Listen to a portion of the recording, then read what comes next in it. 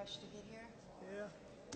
I don't know. I start early and I still end up being early. And I live 1 mile away. If I live 15 miles away, I'd start early. Oh, great. If you have any questions, if that makes sense, or if you didn't add wrong or anything, let me know. So. Okay, thanks. And I'll do that tomorrow, but I had Deborah's birthday today. I'm running like crazy trying to go. I told Jen I'm leaving at 7:15 to go, so I got to go. But I got a reservation. Where is Sandy? She just came in. Just came in. Where happened? Right there in the Yeah. hallway.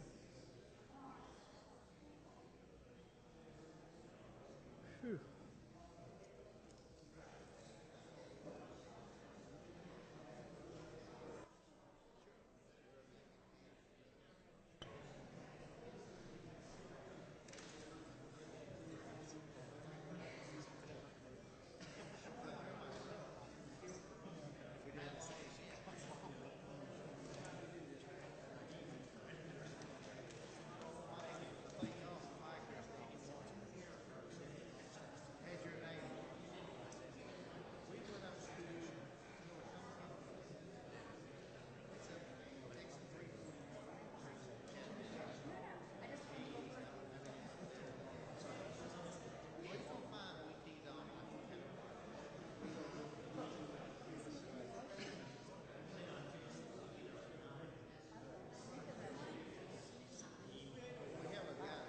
Bistro C's?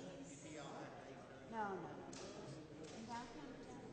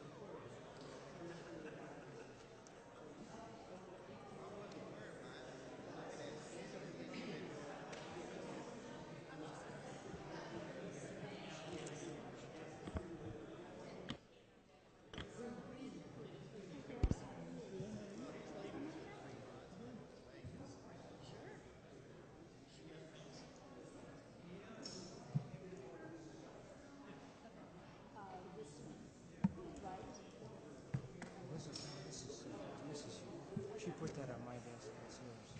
Oh, okay.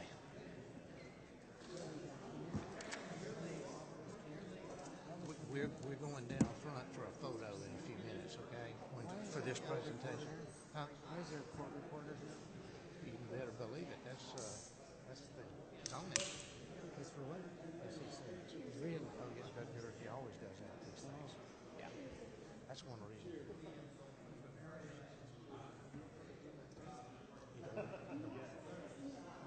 You know what I'm saying? But I am going to. This Kevin Nichols is supposed to be here. He's going to make a presentation. But after If he the fact. doesn't- Yeah.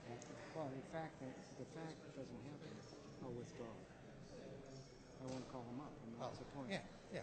Oh, And no, it'll maybe happen. he can. He I could think still. it'll happen. Yeah, I do too. I'm going to introduce him. So affirmative yes vote will be kill it. And the vote will be on the right motion is going to be taken out. Right. And if they vote yes, that's they're agreeing with your motion. See, I got a whole bunch of copies of this thing. So. No, this is insane.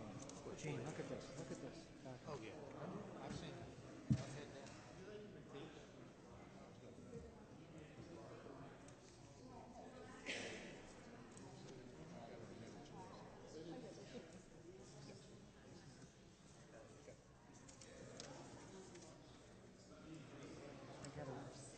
Huh? I got a real nice printout from. Oop, that's after 6. You ready? Who we have? Okay.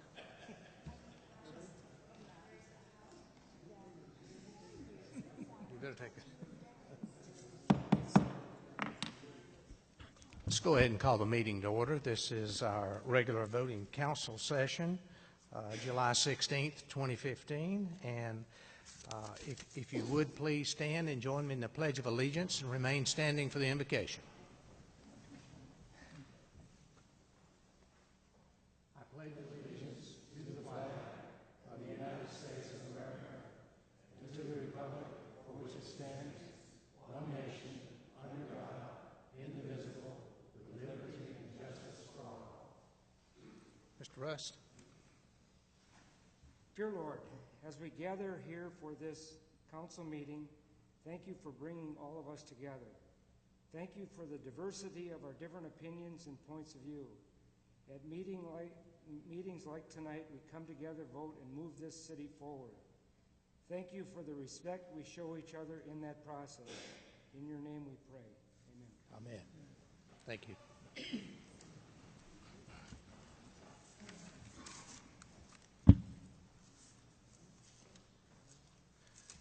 We have a special presentation as we begin this evening. It's actually a proclamation. I'm going to read the proclamation from here since I'm not sure you'd be able to hear without the microphone at all down there. So I'm going to read it, and then we, as a full council, will come down and we will make a photograph with these gentlemen here. Whereas the Order of the Purple Heart for Military Merit is a uniquely American decoration, the oldest military honor in the world in present use, and the first award made available to a common soldier. And whereas on August the 7th, 1782, General George Washington established the Honorary Badge of Distinction, Badge of Military Merit, in a figure of a heart in purple cloth, and wrote that it was to be awarded whenever any singularly meritorious action is performed. The Purple Heart fell into disuse after the Revolutionary War, but was revived in 1932 by President Herbert Hoover as an award to be presented to Army personnel who were wounded or killed in combat against an enemy of the United States. It was later authorized for all armed services personnel as well as certain civilian nationals. And whereas countless Americans have been wounded in combat while defending our great nation against armed enemies, and many of these Purple Heart recipients bear their battle wounds for life. Many more have made the supreme sacrifice, giving their lives for their country. And whereas the Order of the Purple Heart is a combat decoration awarded to members of the Armed Forces of the United States who are wounded by an instrument of war in the hands of the enemy and posthumously in the next of kin, in the name of those who were killed in action or die of wounds received in action. And whereas the Military Order of the Purple Heart of the United States of America was chartered by Congress on August 26, 1958, as the only organization of combat wounded veterans. And whereas Georgia is home to more than 5,000 veterans and active duty military personnel who have been decorated by presentation of the Purple Heart Medal. And whereas the blessings of freedom and democracy we enjoy are the direct result of the courage and sacrifice of generations of Americans. And the state of Georgia is proud to honor the recipients of the Order of the Purple Heart. Now therefore, I, Gene Hobgood, Mayor of the City of Canton, do hereby proclaim August 7th, 2015 as Purple Heart Day. I encourage all residents to join in honoring the Purple Heart recipients who have served and those who still serve our nation with distinction. All right, we will make a photograph in the presentation of this resolution. We need each council member now.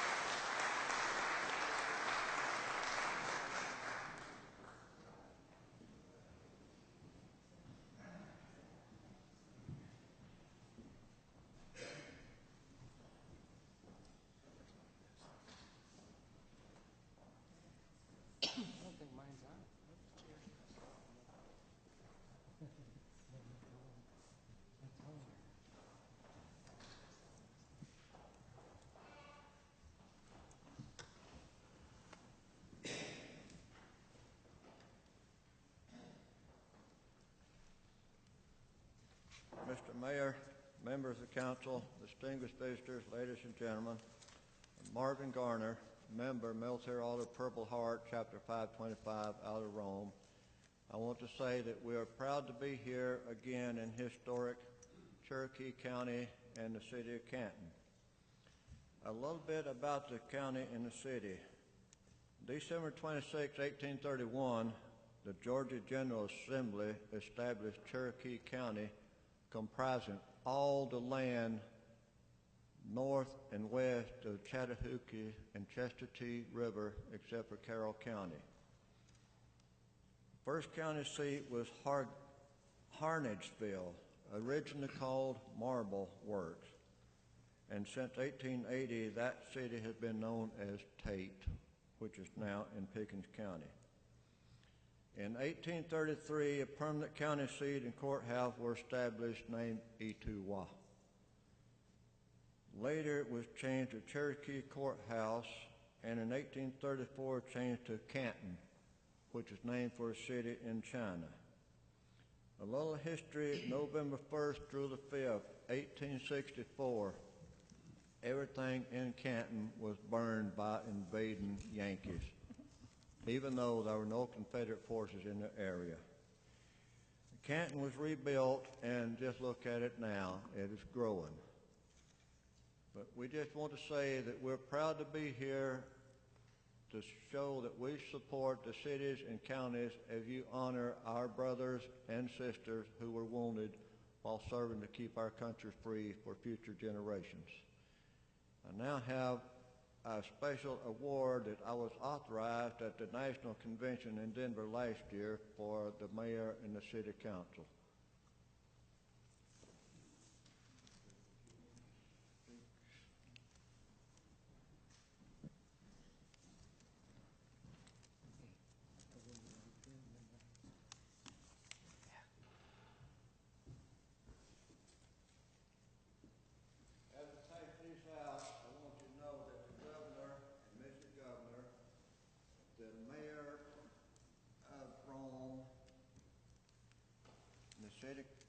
The county commissioners of Cherokee County all wear these, and I hope all of you will wear these with pride to show that we support our brothers and our sisters.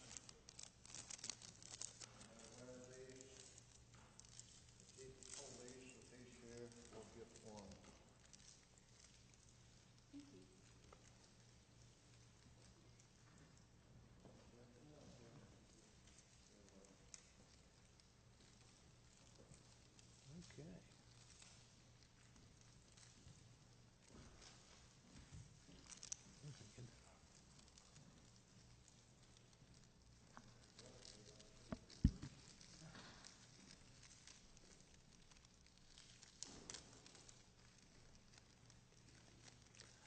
Okay. Thank you very much.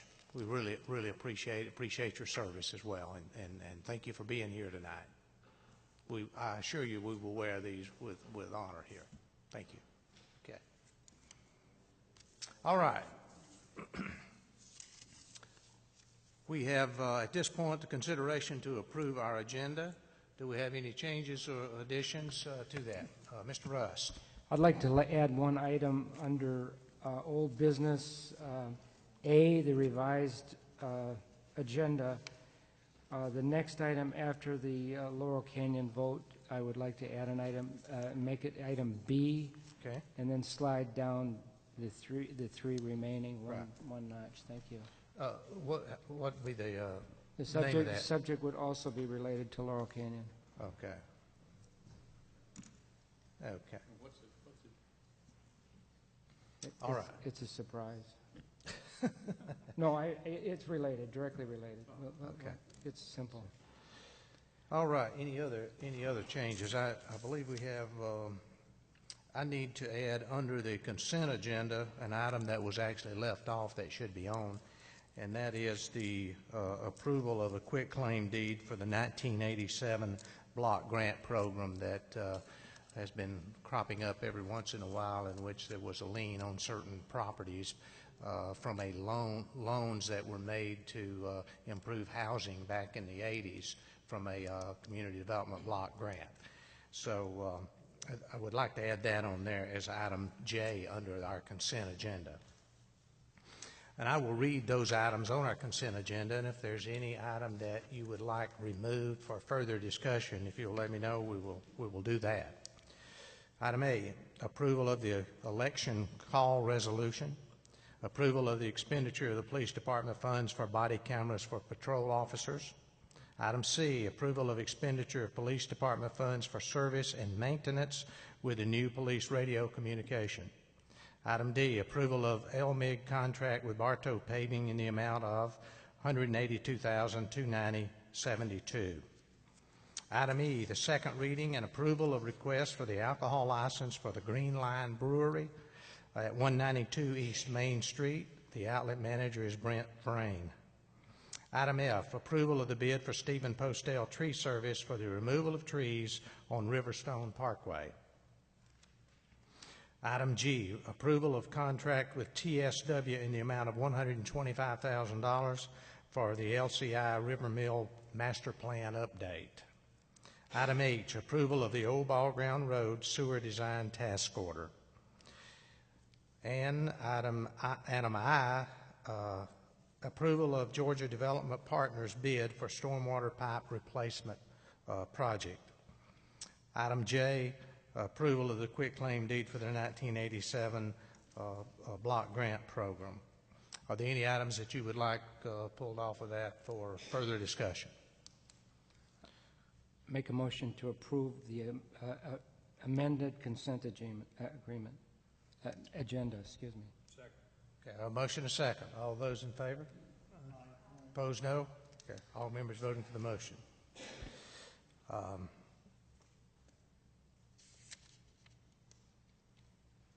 Okay, the under old business, item A, discussion and action on planning commission recommendation for case, I'm sorry. We just approved. We approved the agenda, didn't we? Okay. I read all of the consent agenda. Do we have a motion to approve those items? Motion to approve. Okay, second. All in favor? Aye. Okay, we got those. The item 7A, discussion and action on planning commission recommendation for case MP. Wait, we missed public input too, didn't we? Yeah, we need to do that. Let's go ahead. We only have 3, I think, right here. Okay, Thomas Weaver, come up. Sorry about that. I just skipped right over that one. All right, thank you, Mr. Mayor, members of council, for allowing me to speak again. I'm a resident of the municipality, and I reside at 131 Old Marietta. I would be remiss if I failed to mention that I'm disappointed that 2 of the items that I had initially requested a week prior to last council meeting have failed to make this tonight's agenda for consideration. But I am glad to see that one of the items has, in fact, going to be considered tonight. So hopefully in the future the council will at some point elect to move forward on the other 2 items that I've asked for council to look at. But until then, I look forward to hearing a discussion from the city manager and his report regarding that one matter that did make the agenda tonight. Thank you. Okay. Thank you. Don Snell.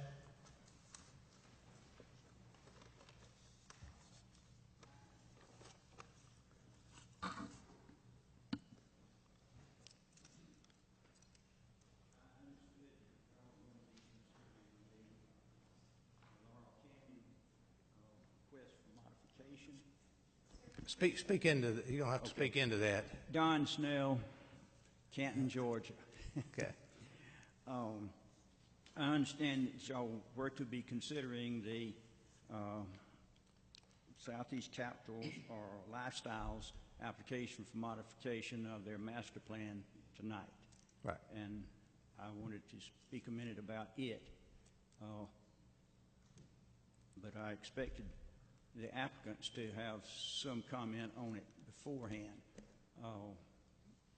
Do y'all plan to offer anything? Okay. So, depending on what they say, my comments won't be that long. So I would yield the floor to the lady and let her give their presentation, then I can respond. Okay, well, we're in the public input period now in which anyone can say anything they want to. When we get to the actual item on the agenda, we will also, anyone that wishes to speak at that point may do so as well. We'll open it up for a few minutes for either side that wants to make comments. Okay. Jill, do you want to speak now? Okay. Good evening, Mr. Mayor, members of council. Jill Arnold, 1230 Peachtree Street. If discussion is going to be opened when you get to the item on the agenda, then I'll hold my comments for that time. Yeah, thank you. Sounds good. Okay.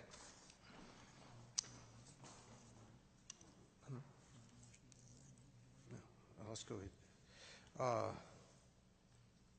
Discussion and action on Planning Commission recommendation for case MP 1505-001 Laurel Canyon. Ken Patton, I guess you're going to present that again, I think. Yes, sir, Mr. Mayor, council members. This is case MP 1505001. J. Clark, Southeast Capital Partners, requesting to amend the existing Laurel Canyon master plan as it relates to the properties that Southeast Capital Partners owns. Planning Commission did recommend approval with conditions. The conditions were approval of the applicant's request to modify the approved conditions for Master Plan 000606 and the conditions as revised in 2005. Number 2, recommended approval of the applicant's request to change the land use in Pod 9 from attached townhomes to detached and attached single-family homes. All lots adjacent to the golf course shall be developed as attached homes. Number 3, recommended approval of the revised development regulations for pods L9, L10, L11, pods 6, 7, and 8. Number 4, recommend approval to change the number of lots in certain pods as identified in the letter of intent. Number 5, recommend approval of the relocation of the gate or guardhouse to the proposed location as depicted on the revised map dated June 8th, 2015. Relocation of the gate guardhouse shall not be relocated until a new roadway is constructed to Pod 9.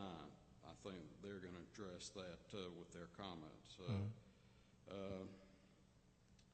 Number 6, recommend approval of the entrance located at Honeydew Drive be designated as emergency use only and shall not be used for construction of traffic.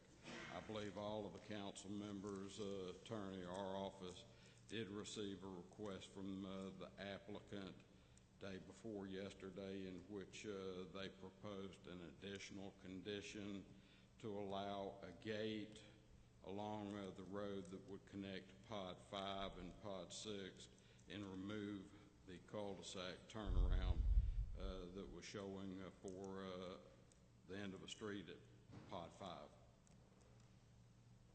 Okay. I'm available to answer any questions Mayor or council members have. Okay. All right. Okay. I'm sorry. The request that just came across yesterday or the day before from Jill, was that in the program presented to the Planning and Zoning Commission? Was that different? Not all of it, no. So they voted without that part being presented? That is correct.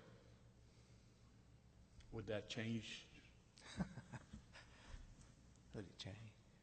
And what do you mean, would that change? What the Planning Commission recommended? Well, they are asking City Council to consider an additional condition of approval with the master plan as they stated in the email and letter from the day before yesterday. So we assume the Planning Commission approved it too? The Planning Commission did not hear that request. Okay, thank you. Okay. if we're going to take this, we've been through this an awful lot over the last few months, particularly, and I think, you know, there's obviously some that may be new. I'm not sure coming up, or at least fairly new, that we got just a day or so ago. But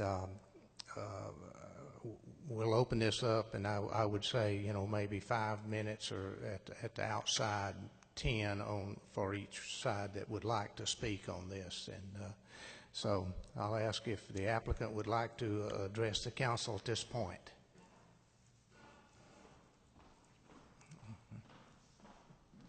Good evening, Mr. Mayor, members of council. Jill Arnold from Pursley Freeze Torgerson, 1230 Peachtree Street. I do have one question for the council before the procedures with this public input discussion period. Will we be able to reserve our time here for rebuttal to any comments that come up from other members of the community? We can do that. Susan, can you keep up with the time on that? 10 minutes. I mean, you know, we're not hard and fast on this. We want everybody to have their say. Okay, that wants some input. We want to be sure that we've listened to them, give them an opportunity to speak. Absolutely. Okay. So we'd like to reserve all of our time for rebuttal at the end. Sure. Thank you. Okay. All right. Do we have Mr. Snell? You had asked, I know, about speaking. This has gotten to be rather convoluted and confusing to most of us. If you don't mind, Don, kind of get as close as you can to that thing. All right, sir. Let me.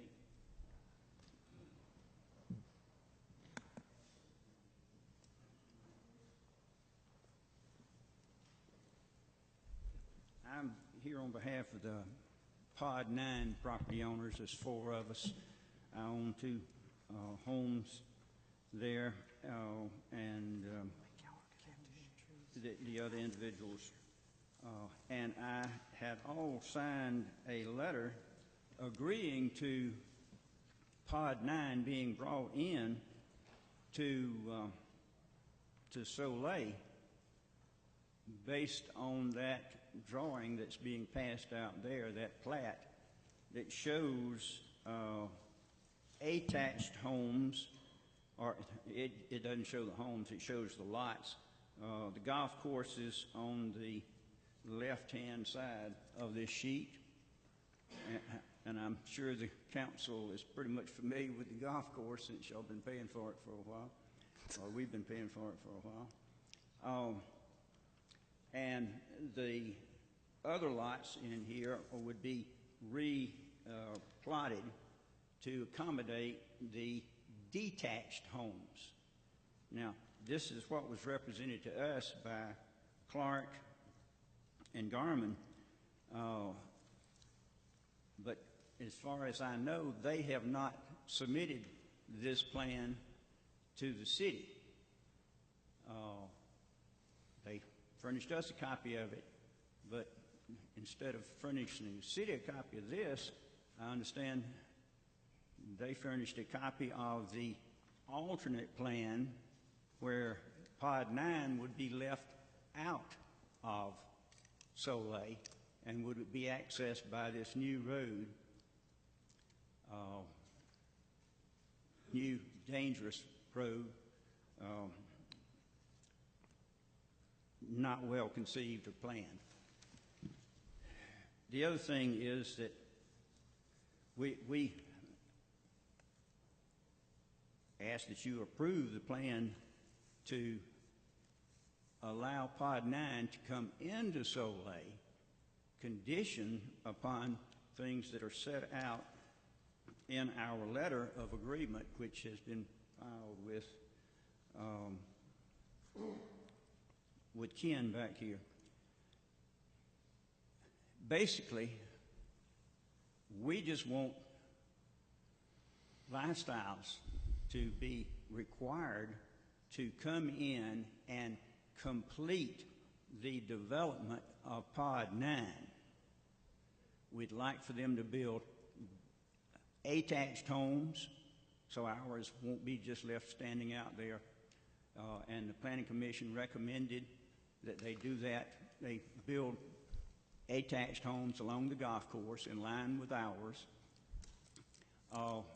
And I thought that they had agreed to that and come up with this plan where they would replat the other lots. This would give them 36 lots in all. 18 would have the attached homes, and 18 lots would be there for detached homes. Our streets have been unclaimed, unmaintained since they were abandoned some time ago by Patrick Malloy Communities, who is now the builder in Soleil for Lifestyles.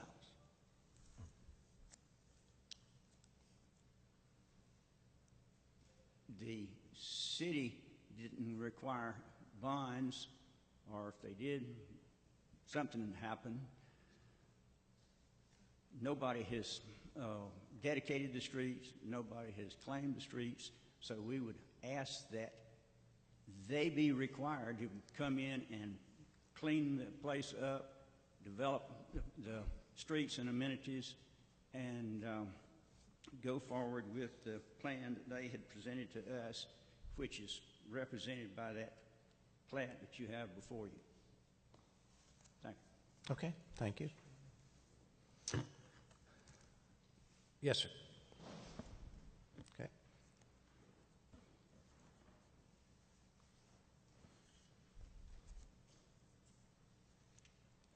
My name is Al Kenyon. I live at 300 Woodridge Pass. Well, Mr. Patton has talked about the conditions for the gate. There's supposed to be two conditions. He only mentioned the road to Pod 9, excuse me. But there's the other condition was we were going to have a sidewalk built at the end of Laurel Canyon Place to allow golf cart access to our amenities that we now have. I want to make sure that was not dropped out, that was an oversight by Mr. Patton when he was rereading. Mr. Patton? That is correct. Is it oversight or has it been taken out? No, it's an oversight. Okay. The information submitted by Southeast Capital that the City Council received did include the language about the path. Okay, that's all I had to say. Thank you. Thank you, sir. Anyone else? Okay.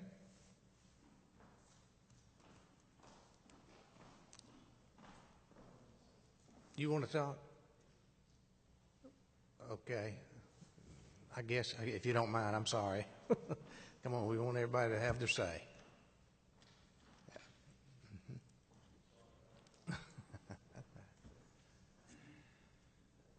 Good evening. Thank you.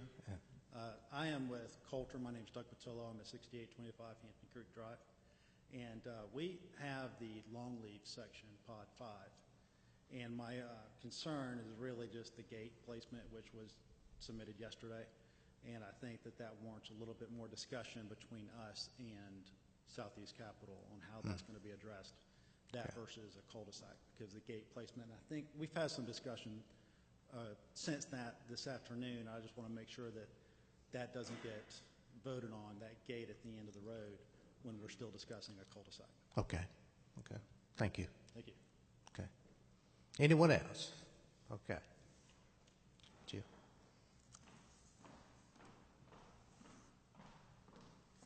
Thank you, Mr. Mayor. First, I'd like to say that we're here to answer any questions that you all might have once discussion appears closed. I'd also like to address Mr. Huffman's comment about the gate proposal. So on Tuesday, we did submit a new condition to this council, asking that in lieu of the cul-de-sac shown on the master plan, that a gate be approved. The intent is the same. So before Planning Commission, we did propose that cul-de-sac between pods 5 and 6, and our intent now is just to put a gate there instead of a cul-de-sac. So we don't think that'll have any negative impact. It won't have any different impact than the cul-de-sac would have had. We are still planning to put that path, the sidewalk and the golf cart path from Pod 5 over to the amenity space in Laurel Canyon. So though it was not presented, that condition was not presented to Planning Commission, we feel like their approval of the cul-de-sac was sufficient to also imply approval of a gate there in lieu of the cul-de-sac. And to address Mr. Snell's concerns about the attached and detached units in Pod 9, I believe the ordinance that's before you tonight writes out what he gave you, what he just handed you. We will put attached units all along that golf course section, which is what Planning Commission has recommended to council. The applicant intends to develop Pod 9 with attached and detached units, a high-quality development that I think Mr. Snell will be happy with. So with that, I'll conclude my presentation, and as I said previously, we're here to answer any questions that you may have. And let me say, with regard to the gate placement with Coulter, that gate will be on our property. So it will not be on Coulter's property at that intersection of Pod 5 and Pod 6. So with that, I'll conclude. Okay. Thank you. Thank you. Okay. Any discussion or any motions? It's up to you, whatever. I'd like to make a motion. I'd like to make a motion to deny. We have a motion to deny. Do we have a second? Second. Mr. Grant, Mr. Rust and Mr. Grant made the motion in second. Any other discussion? If not, those in favor signify by saying aye.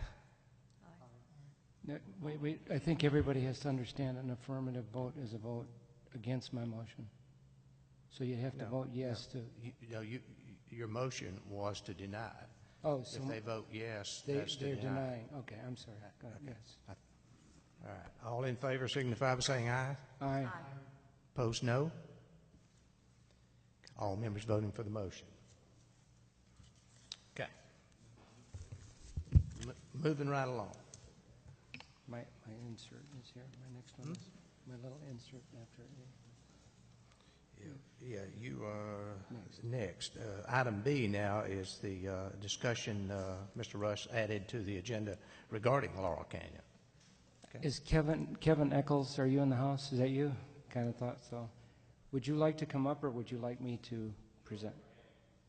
Okay, thank you.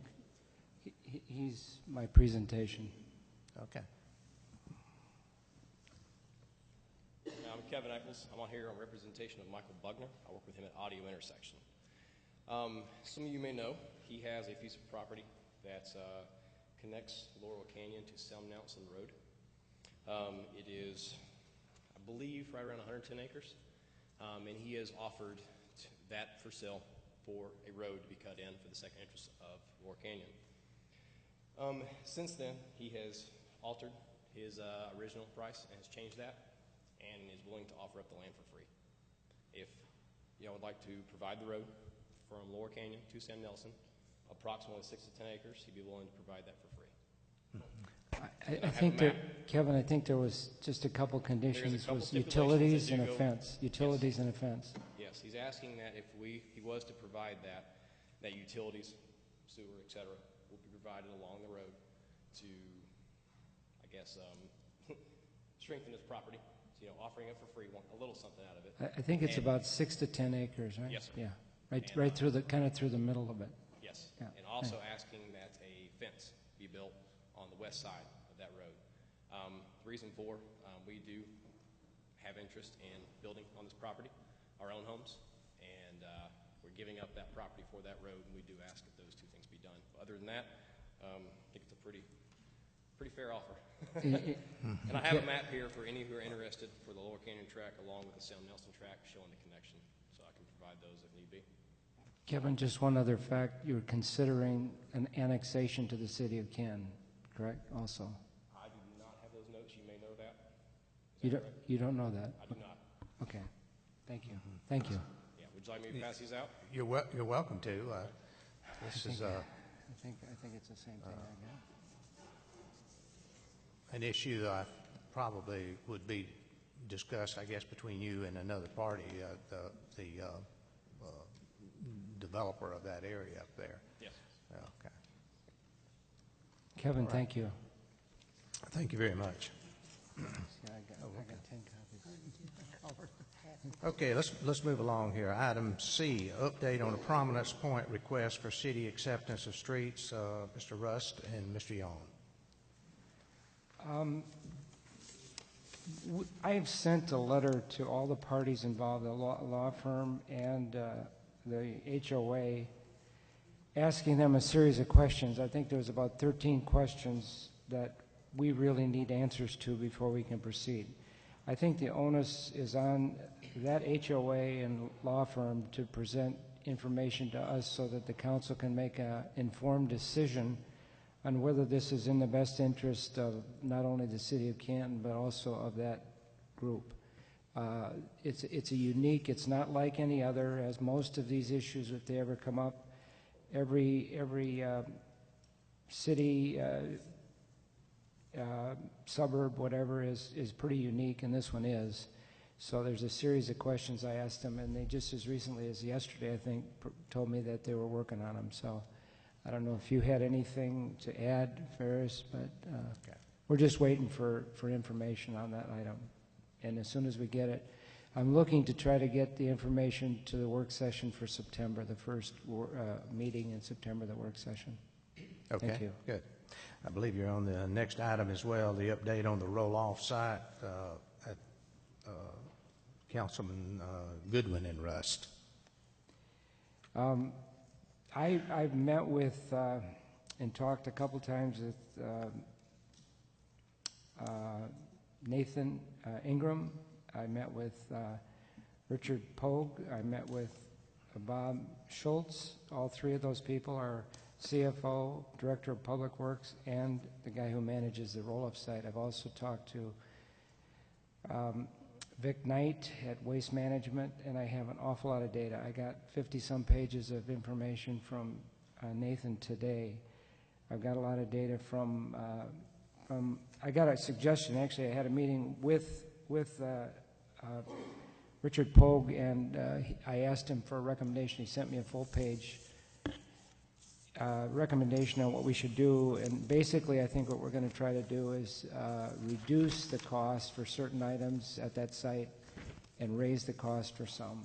There are people that we're trying to be as equitable as possible and yet offer the citizens of Canton an opportunity to use the site when they need it and keep the costs as minimal as possible. So that's our objective. Long term, we're trying to make this a break-even proposition, but as in most services that are provided by a city, that's not usually doable, but we're going to try. And so I'm looking to present information with Jack on the work site, the first work session in August. That would be our next meeting. Because I've got all the data, I just got to put it all together in something that makes sense. Presenting the council members with 60 or 70 pages of documents is not a good idea. So as soon as I get that put together, we'll have it in front of you, and hopefully the next meeting. Did you have anything to add, Jack? No. Okay. Thank you. Thank you. Item E, appointment of appeals board for the International Property Maintenance Code. A couple of months ago, I guess it was, the council adopted the International Property Maintenance Code for the city of Canton. And included in that is a means of appeal for any party who believes that there's a difference of opinion between the interpretation of the code by the code official and that of the aggrieved party, I guess. And the Section 111 of this International Property Code allows for the means of an appeal. And it says that any person directly affected by a decision of the code official or notice or order issued under this code shall have the right to appeal to the Board of Appeals, provided that a written application of appeal is filed within 20 days after the day the decision, notice, or order was served. The membership on the board basically, it says it shall consist of a minimum of 3 members who are qualified, experienced, or training to pass on matters pertaining to property maintenance who are not employees of the jurisdiction. And there basically it says there will be a minimum of 3 members and there will be 2 alternates. And I would like to nominate for that Mr. Mayor. board Three members, Mr. Glenn Bliss, Mr. Jeremy Sexton, and Ms. Linda Breeden. And as alternates, Mr. Bill Kemp and Barbara Manus. So, I would like to, for those appointments, I went a step further, and I might have to call on Mr. Patton for some clarification. As far as the assignment to the board or the appeals board, inside the code that we adopted was the maintenance code, property maintenance code. All of this is not in the big black book that we have. It is referenced in that black book, but it's this 50 pages is not all in there. So I took it and started looking at the appointments that go on this. And under section on that book is page 1-4, paragraph A 103.1. The Department of Property Maintenance Inspection is hereby created, and the executive official in charge thereof shall be known as the code official. That would be our police chief. He is in charge of code enforcement. The other persons that they have recommended in the executive official in charge of the property maintenance department is named the code official by this section. In actuality, the person who is in charge of the department may hold a different title, such as building commissioner, existing building inspector, housing inspector, or construction official. In our organization, that would probably be Mark Crosby. So that's two of the three that would be, by this code, automatically put on that Board of Appeals. Now, the way the appeals go, first of all, our code enforcement is the first area of making a decision. If the code enforcement sees the need for a citation, that will go to the municipal court, and our municipal judge will make the decision. Now, if there's something that our code enforcement is discussing with a particular property owner, and it's not clear, then we have possibly an appeal process. And there's where these individuals that are designated by this document will have to change the code in order to do it the way you want to do it. But this is the document that rules on that. And if we need to, we might have to get Mr. Patton to clarify that. Mr. Patton, would you? Whatever the desire is of this council is what we'll do. I mean, if you want to scrap the whole thing, we can back up and maybe do parts of that. But the section under the code that was adopted here says that cannot be employees of the jurisdiction on the appeals board, which would certainly make sense to me. I mean, you wouldn't want the employees of the city to be judging other employees of the city, I wouldn't think, as far as appeals go. I mean, that wouldn't seem to make sense to me. Mr. City Attorney, I think I can clarify this. The process under the International Property Maintenance Code, when the code official thinks there's a violation, he's required to give them a notice of the violation. Sure. Right. And in that notice, he has to say you have the right to this appeal. The appeal, so that's what they would be appealing. We don't go to court until after we've given them notice. Right. Now, from my point of view, the problem that this creates is if they disagree with the appeals board, it says it goes to a court that can do certiorari, which is the superior court. So then the case would have to go to superior court, who would say what the code means, and then come back for a citation and violation in municipal court. So we may want to tweak it, but as it is, this appeals board is a necessary step before we could really start noticing any violation. But I guess the question, Mr. Dyer, is Our mayor's reading from one document, which is, very clearly written. But this document, which is really the maintenance code, to me overrides that document. No, all of this is in the same book. If you look at section 107, that talks about notices that have to be given. Well, I'm not talking about notices. I'm talking about the appointment to the appeals court. Well, no, the appeals, that's all in here too. That's what I'm reading. I just read it. No, you read administration. What year are you reading, Bobby? He's in 2012. I'm reading page 1-4, paragraph 103-1. Yeah, you have to look at section 111. 111.2 is means the of membership appeal. of the board. Means of appeal, and it talks about the appeals board. I'm not talking about the court. I'm talking. No, we're not talking about court. And I'm not talking about the board. I'm talking about the members. That's in here, section 111. Nope. Section 111. Are you reading from the same book? Tell me what section 103 is then. That's the city's administration. That's who can go give the notice of violation. It says the code official is designated. Right. That's the person who gives the notice of violation. If the property owner thinks the code official has interpreted the ordinance wrong, then there's an appeals board to determine whether the code official is interpreting it right or not. But the code official starts the whole process. So they're just two different things. Here it says here. This is paragraph 103.4. First sentence. The code official, member of the Board of Appeal, or employee charged with the enforcement of this code while acting for the jurisdiction. In other words, it says he is a member of that board. That's not what that says. That says the code official or somebody that's on the Board of Appeals or any employee is not liable for taking those actions. But that does not say that the code official is a member of the Board of Appeals. Yes, it does. It's a listing of people. Code official, member of the Board of Appeals or employee charged with the enforcement of this code are not liable while doing their duties.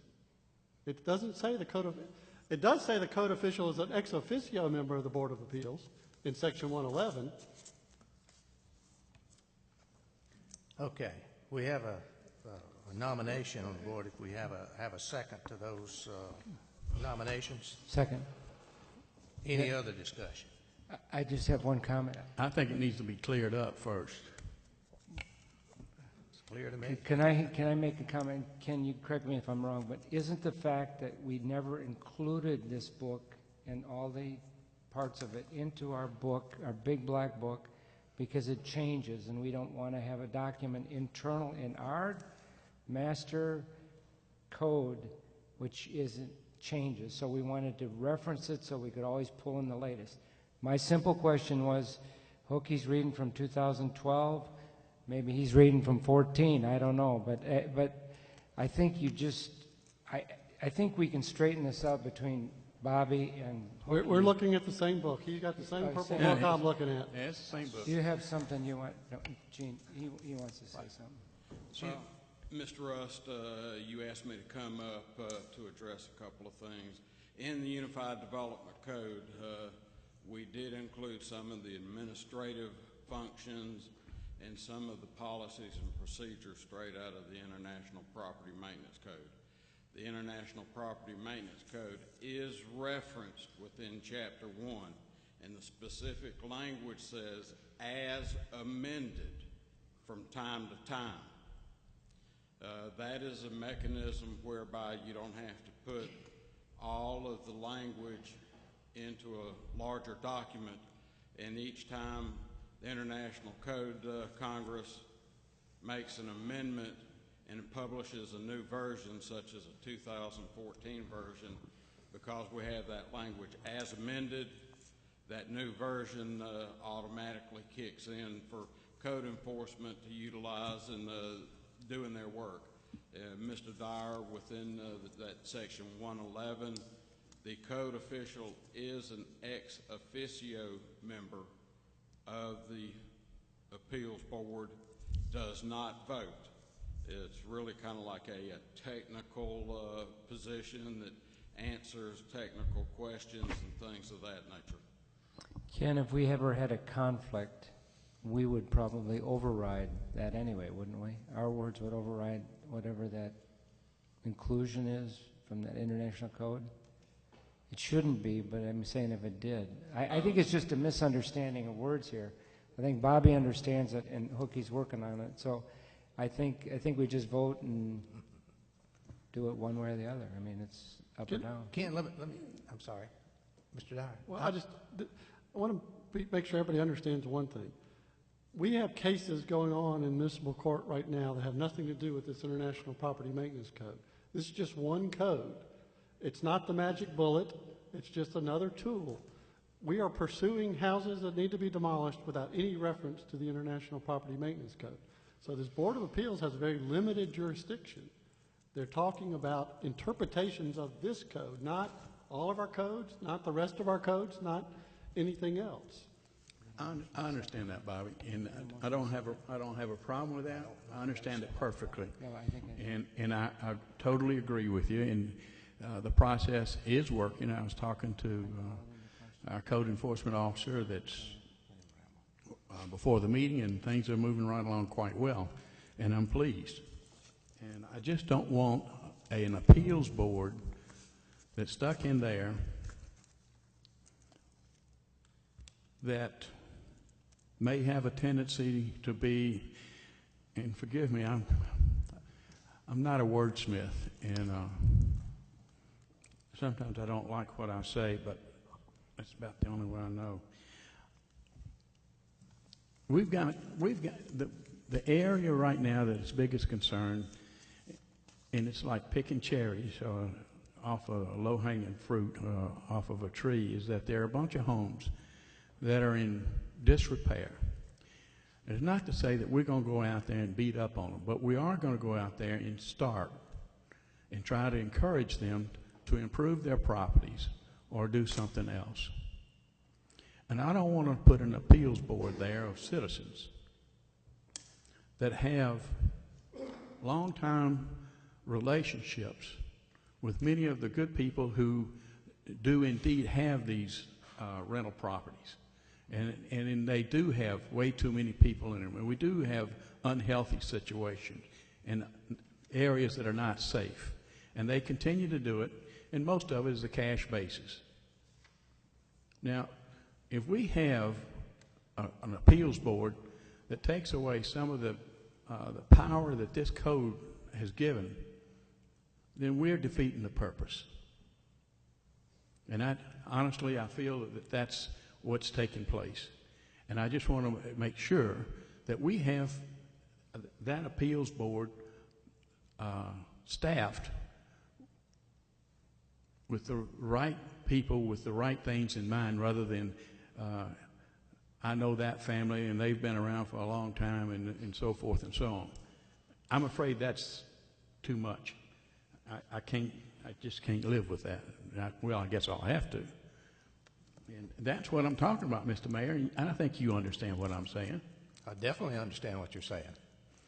What do you think that committee, well, I'm senseless to ask that question. I think everyone deserves a fair hearing and an opportunity to appeal a decision, hopefully before they have to hire an attorney and go into court. And if they go before that appeals board, they may not have to hire an attorney to do that. I agree that everybody should have a fair, and I'm not insinuating that at all.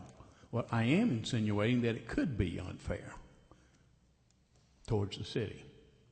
It can always be that way. I mean, well, every official and so forth could have friends or relatives or people that come before them, and hopefully, if they have they need to recuse conflict, they should not make a decision. All right. Now, should that be in the process that those people that are sitting on that board, if they have family or family of family, friendships that they've had for years, we've gone to school together, should they recuse themselves from that board? Well, there is a indication in here about conflicts of interest. Yes. Conflicts, and if that's a conflict, then they should, if it's a conflict. Who makes that judgment? I guess they would. Okay, we have a motion, I think. Did we have a second on that motion? I'll second it if we didn't. I nominated, and Oh. you did a second. Okay. All those in favor signify by saying aye. Aye. Opposed, no. All members voting for the motion except Mr. Huffman. All right. Excuse me. I'm sorry. I have a question. Yes, ma'am. Has nothing to do with anything on the agenda, but why aren't we using our technology to vote? We had a little possibility of electrical problems based on a storm that happened recently, and we're not really absolutely sure it's going to be working right. So we decided just to go ahead with the old way for the time being. And we'll be back on the technology next meeting, hopefully. Okay. Discussion of the City of Canton Parks programming. Yes, and I think I had mentioned to several of you during our budget meeting. We talked about the importance of the parks. That's one of your council priorities. What we have before you, and we had submitted with the agenda packet, is some draft policies for us to be able to start programming in some of our fields moving on into the fall. And I know as part of the discussion, we've had comments from the public as to whether or not we would allow animals in certain parks on leashes as long as they were on leashes. Would we allow activity in certain parks as it relates to athletics instead of having certain parks be solely for passive use?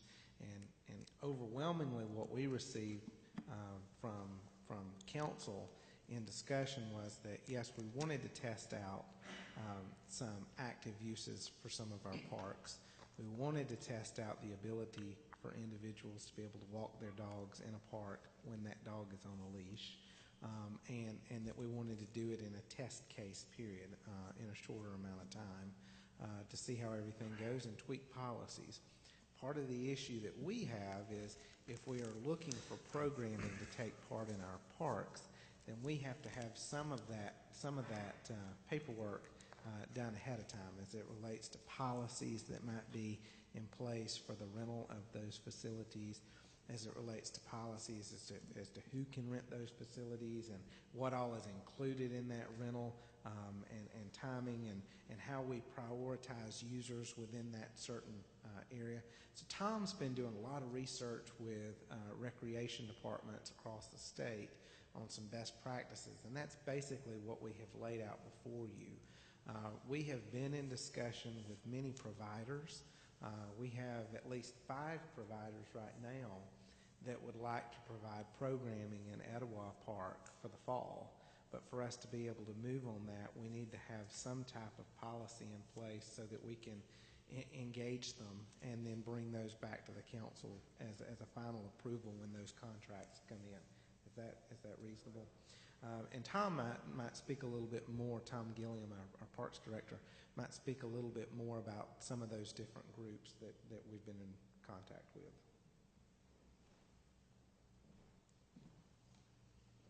Yeah, some of the groups that we've been talking to that want to use Etowah River Park is Cherokee Impact Soccer, Cherokee Youth Football Association for tackle football. YMCA is going to be starting an NFL flag football program that they would like to use Etowah River Park, and Newtown Recreation with boys and girls lacrosse would also like to use Etowah River Park for athletic activities.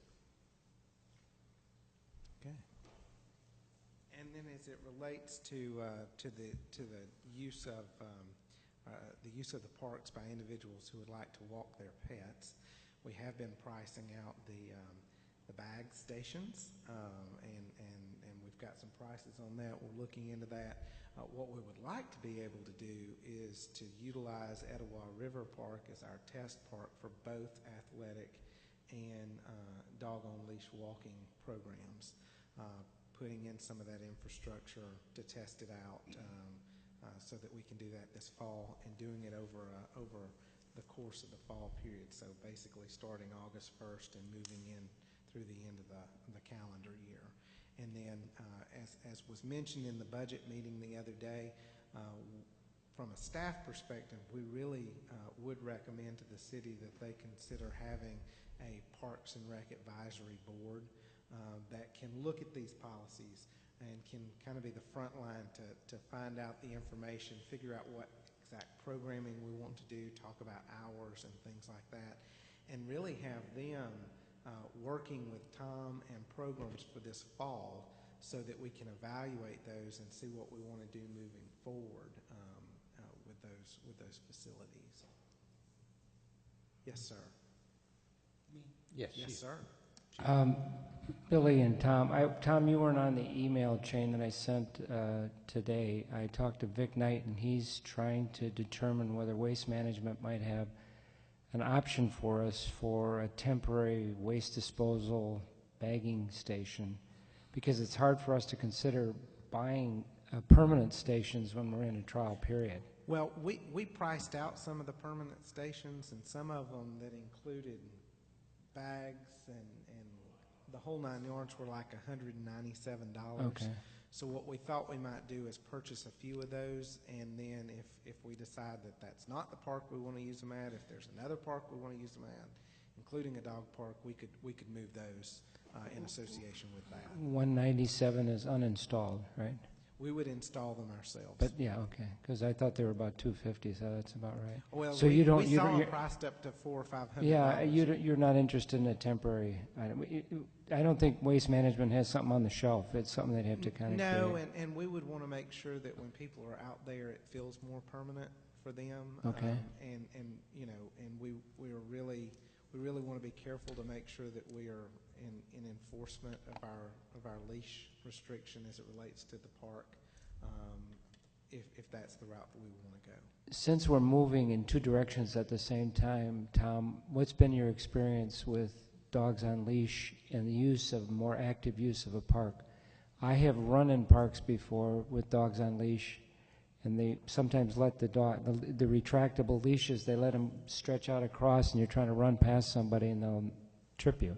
I mean, I'm just, what's been your experience? I've worked for a few municipalities and then talked to several others, especially over the last couple of months in regards to this issue, and I've never personally experienced any problems with dogs in the park on leashes.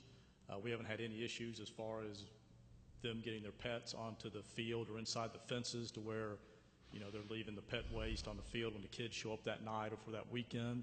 So we've never really experienced any kind of problems. We never experienced anything with the leashes that are retractable. A lot of the times that I've seen the people out there actually with their pets, with their retractable leashes, when a runner or a walker comes up to them, they retract or they walk toward the dog so that they're not blocking a runner or a walker. That's just common courtesy. These people that at the time that happened to me, I was coming head on. They could see me coming and didn't want to do anything. But normally a runner or a biker that comes up on somebody that's slower is going to make some sort of noise, and hopefully they'd retract the pet in. Absolutely. So they could. Yep. But I think that's just one thing, because you're trying to increase traffic of all kinds, and dogs might tend to inhibit that a little bit. So you have to be, as long as people are courteous, and that's what the test is for, I think. We're trying to see how it works. And the residents that we've heard from, I think they're very conscious of that as well, because they want to bring their pet to the park. So I think they're going to be very conscious about looking out for runners, bikers, walkers, whatever, as far as their dogs are concerned. Have we approached the Paul Park at all to see what their thoughts are and what we might do? What we're going to be doing over the next couple of weeks is working with both the police department and Public Works to do spot checks throughout the week at the Paul Park to see exactly what the usage is out there. We do have some area at Etowah River Park if we decided in the future that we wanted to fence in an area and have a dog run out there so owners would be able to unleash their dogs in a secure area. We have space for that. And as it's a part of a bigger park in a more open area, it might benefit itself a little bit more than our current Paul Park does. If we really want to be pet friendly, we might figure out water stations. That's really great. On a hot day, dogs, animals need water. Sure. Yeah, okay.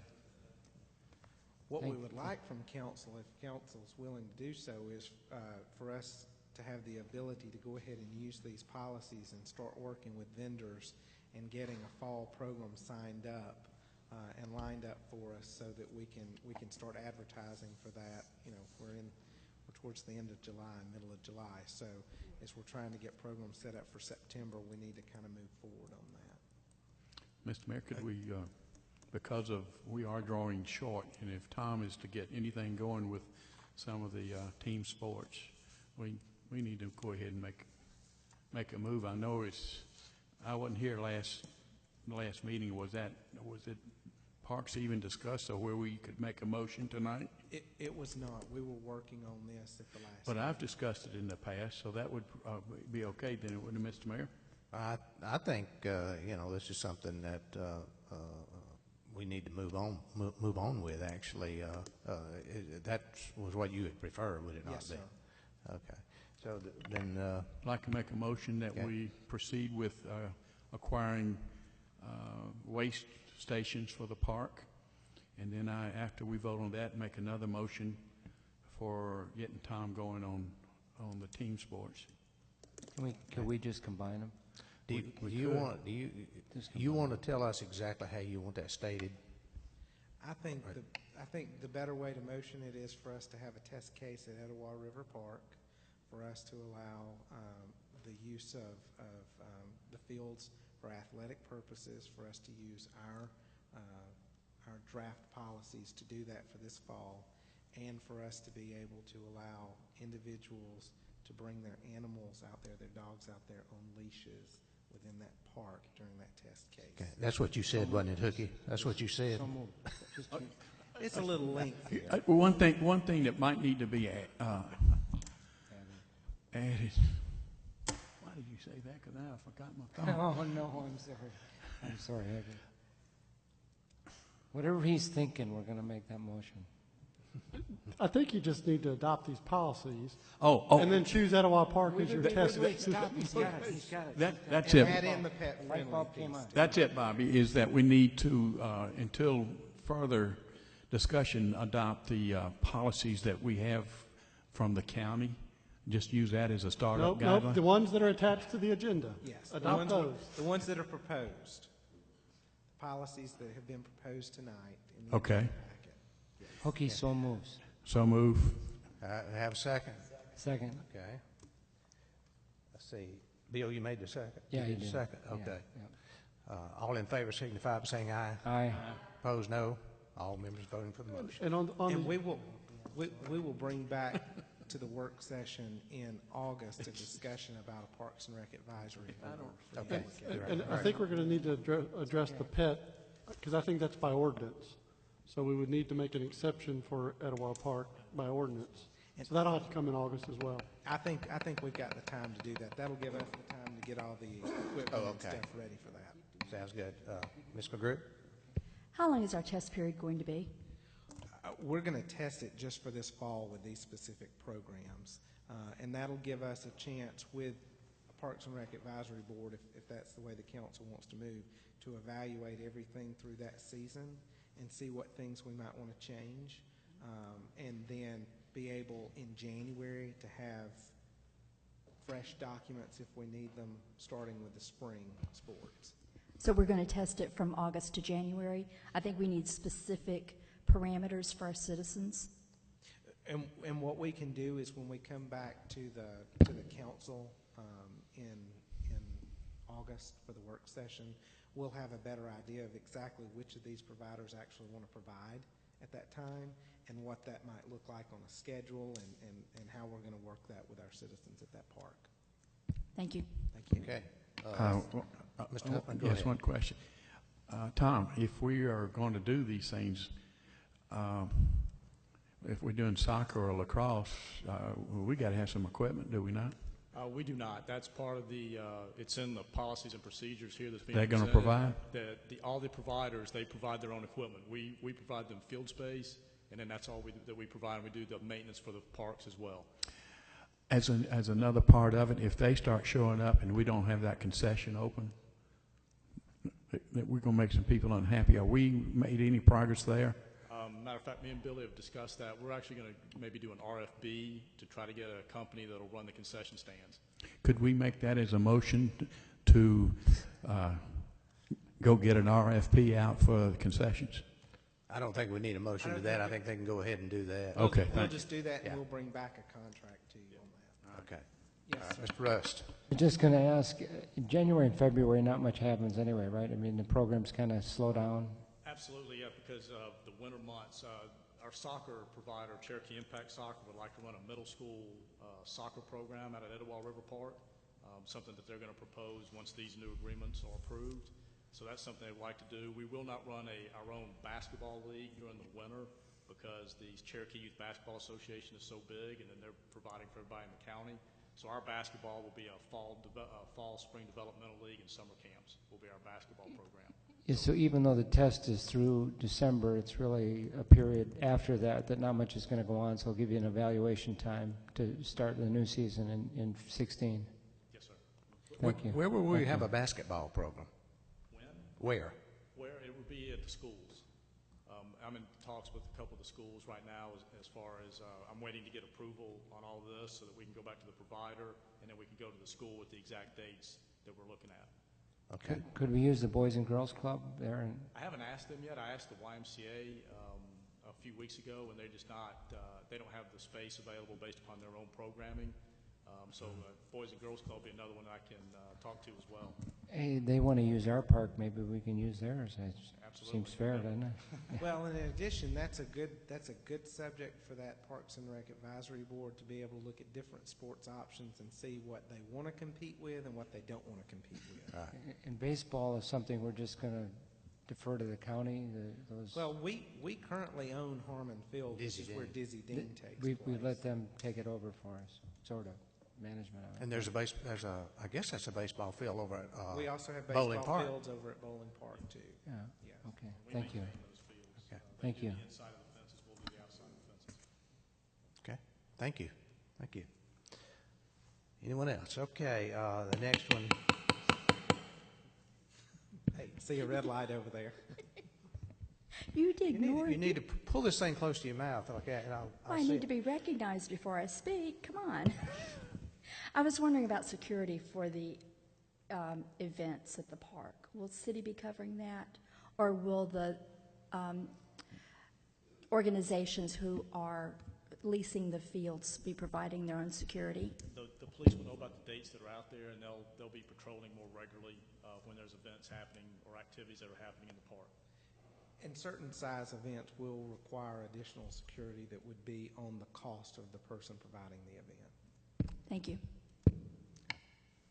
Turn your light out. The light's still on. Mr. Mayor, may I ask one more question? Well, of course. Thank you, sir. Insurance, have we notified our insurance carrier that we have expanded and are getting ready to undertake a good bit more activity? A lot of the insurance we're deferring onto the users of the actual park. I mean, we have that general liability on the space, but as part of our policies, we're requiring certain thresholds for anybody utilizing that space as part of a program. But, and I understand that, but we would be included in any suit, so we got to make sure. We would be listed as an additional insured on all of those policies. Okay. Okay. Anyone else? Mr. Grew, you have anything else? No. Okay, thank you. Just wanted to check. I want to be sure. The next item on the agenda, city manager report regarding the fireworks discussion. I would just mention that we did receive several phone calls after the start of July 1 relative to the new state fireworks law that was passed. And there was much discussion about the fireworks law at the Georgia Municipal Association convention down in Savannah. We are still researching portions of the law as it relates to the use of fireworks at certain areas and the ability or inability of the city to make restrictions on those. I do know that from the legislative standpoint, what we're hearing from our delegation is there will be tweaks to the state fireworks ordinance or fireworks law moving into the next legislative session to deal with some issues that I don't think they considered when they drafted the original legislation this past year. But again, we are looking into that and working to see with other cities what policies they might enact. So we may have some further discussion in August, work session in August? We could, yes, sir. Okay. Anyone else? And then I would just mention one other thing, if What's it's that? okay. Yeah, sure. On August 1st, we will be having our grand opening at Etowah River Park that morning. I know that Tom and Camille have put together a great program. I think we're going to have entertainment. There's food and beverage that'll be out there, plus some of the providers that Tom has been talking with are going to be doing skill and agility training out there that kids can take part in, and I'm sure adults can as well if they would like to. So we would encourage each one of you, if you can. Camille has said you have to come, but we would encourage each one of you to be there for that grand opening of that park. Okay, Mr. Huffman, you had something else? It was on another subject. Okay. You through with that? I'm done. Okay. You are or not? I am finished. Okay. Go ahead. I was talking to some of the officers before, the police officers before the meeting. I think it would be nice if our press would let everybody know, our citizens, that we are not a sanctuary city. Neither is the county. I think you just did. It just needs to be out. I don't know if there's anything that officially designates that or not. Well, it depends on what designated is. If there's an incarceration of an alien, I guess, they would not turn them over to the federal authorities. Here, we would turn them over. Okay. So that's the big difference, and it's all over the news. And I guess they would want to know what type of city are we, and we do turn them over to the federal authorities. Okay. Anyone else? Okay. We do have an executive session to discuss real estate and litigation, and I would entertain a motion to go into executive session. We will not be coming back out for any vote. I don't think. Bobby, is a... That'd be up to you, but I had hoped to have a vote. Possibly, let's put it that way. Possibly coming out, and it would have to do with settlement or something of a case, or actually some acquisition of property for the reservoir some years ago. And we may be able to do it with knowing that we'll have approvals coming in the future. Okay. So that's my possibility, is what I'm saying. My guess is we would, unless it was time sensitive, we will do it. Maybe we could do it at the next meeting or something officially, if we decide to do that. Okay. All right. We have a motion second. Those in favor signify by saying aye. Aye. Opposed, no. Okay.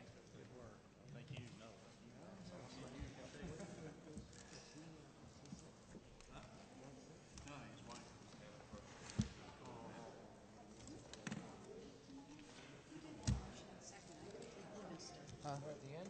Yeah, you made the motion? You started to, but then.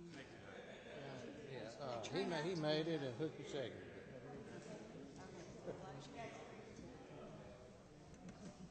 Mayor, we've left everybody confused.